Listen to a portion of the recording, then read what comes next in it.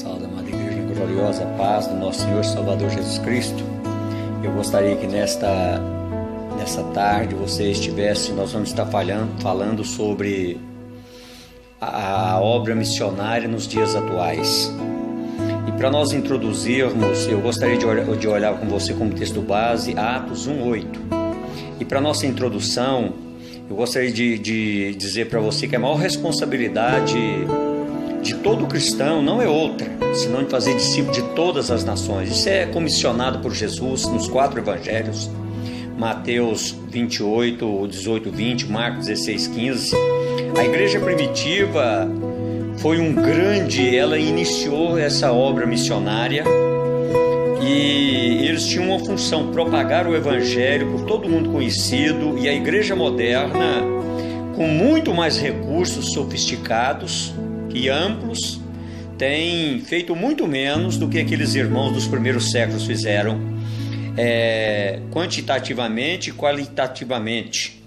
Eu gostaria de meditar com você, meu amado, que nós estivéssemos olhando para a igreja e a obra de missões. E o nosso primeiro ponto de parada é Jerusalém. Aonde é Jerusalém? O lugar em que estamos. É a rua que você mora, a quadra que você mora, é a tua Jerusalém. E nós precisamos saber o seguinte: lá havia uma preocupação muito grande de testemunhar a partir do lugar em que estivessem. E eles tinham uma preocupação muito grande em levar o evangelho nos lares. Todos os dias no templo e nas casas não cessavam de ensinar e anunciar a Jesus. Essa é a função nossa como igreja. Essa é a nossa função na nossa Jerusalém. Atos 5:42. Paulo, depois de decapitado por Nero em 67 depois de Cristo em Roma, a igreja continuou o culto, doutrinação doméstica e evangelística. Você olha para Áquila e Priscila, eles tinham uma igreja organizada na própria casa deles. Você vai lá para Romanos 16, 3, 5. Você olha para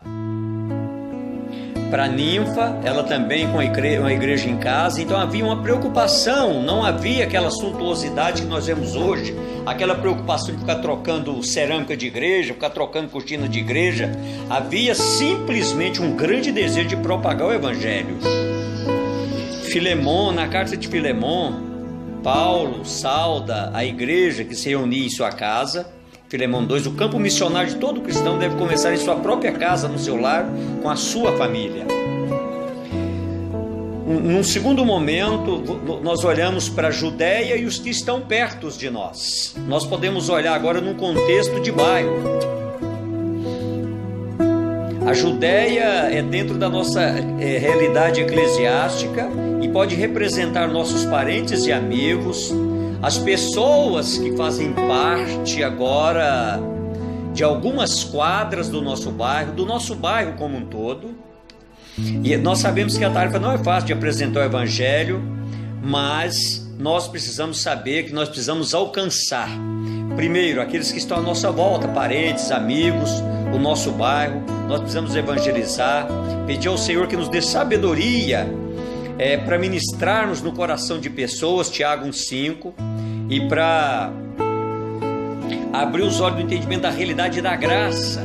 Em segundo lugar, nós devemos viver dignamente diante de Deus e diante dos homens, a fim de que por intermédio da nossa vida, no nosso testemunho, muitos tenham o mesmo desejo que nós tivemos um dia de conhecer Jesus e segui-lo, e continuar a obra que ele veio e não teve tempo de completá-la, mas ele deixou essa comissão para nós, como igreja.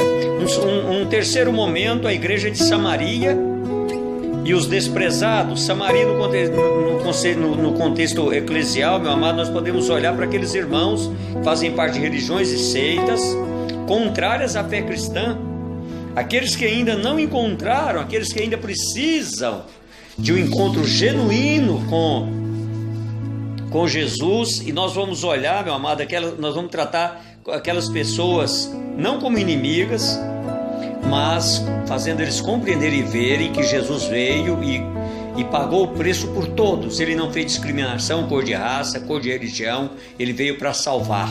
E a nossa Samaria, nós podemos olhar no contexto de estado de Goiás. Nós estamos no estado de Goiás. Nós podemos ainda olhar os confins da terra e os povos não alcançados. Os confins da terra, nós podemos olhar nos 4 quadrantes do planeta.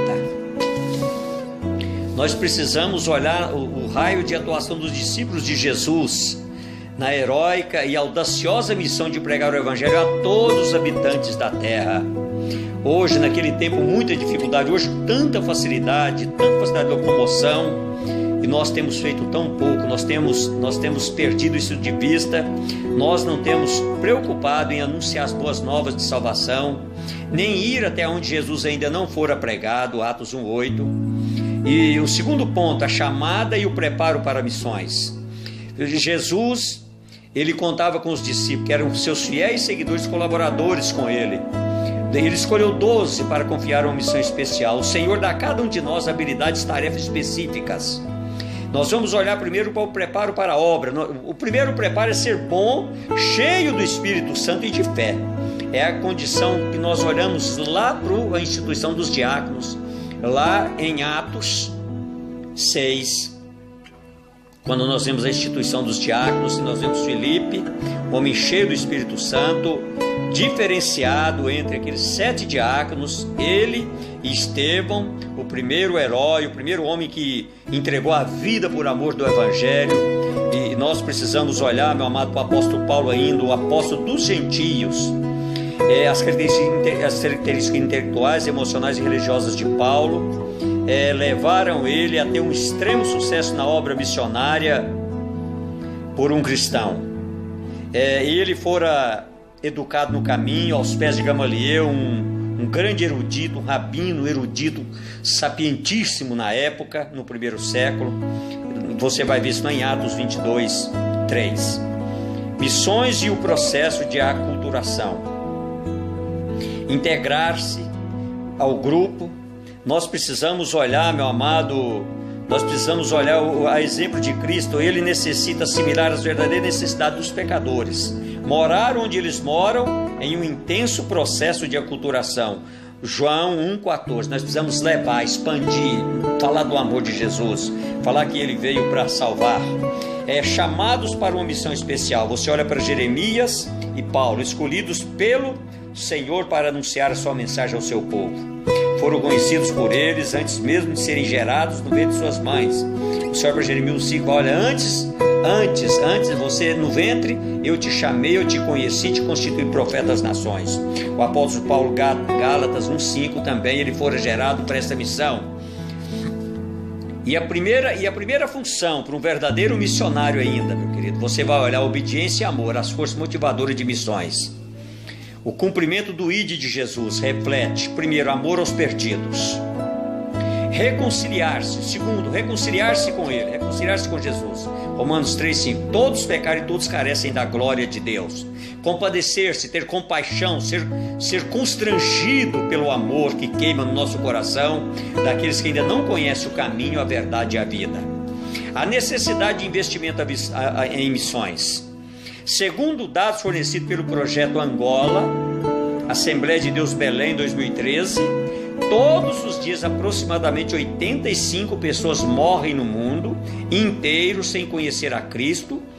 Dos 24 mil povos existentes no planeta, 8 mil ainda não foram alcançados pelo Evangelho. Olha a nossa realidade.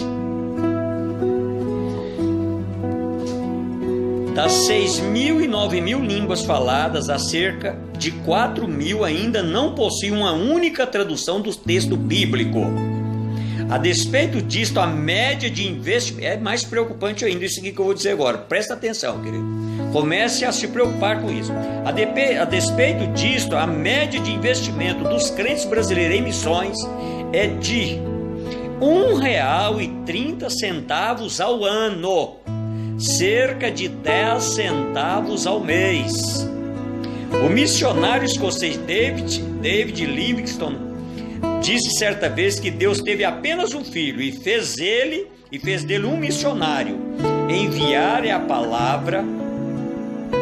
O Pai enviou o Filho, o Pai e o Filho enviaram o Espírito Santo, o Pai, o Filho e o Espírito Santo enviaram a igreja. Atos 1:8. Enviar servos e servas de Deus ao campo missionário, Marcos 16:15, e mantê-los, 1 Coríntios 9:13 e 14, 2 Coríntios 8:10 e 11, continua sendo responsabilidade da igreja. E para nossa conclusão, a noiva do Senhor ainda não concluiu o que o Senhor lhe confiou a fazer aqui na terra. Precisamos, como cristãos, tomar em nossas mãos a responsabilidade missionária.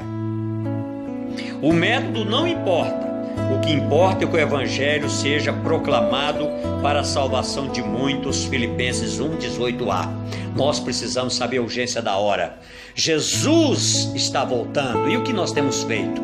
O que você tem feito como igreja? Você tem se acomodado na tua igreja, lá no meio do templo? Você tem estado dado de ombros, não tem reconhecido a sua responsabilidade na obra missionária?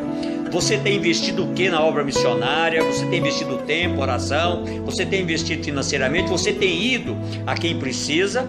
Comece com os de Jerusalém, comece com os da Judéia, que estão mais próximos de parentes e amigos. Vá até Samaria, aqueles que ninguém quer, aqueles que estão enjeitados nos becos e balados.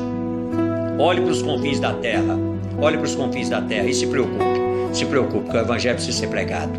A hora hoje, Jesus está voltando. Eu gostaria de agradecer por tudo nessa tarde, em nome do Pai, do Filho e do Espírito Santo. Amém e amém.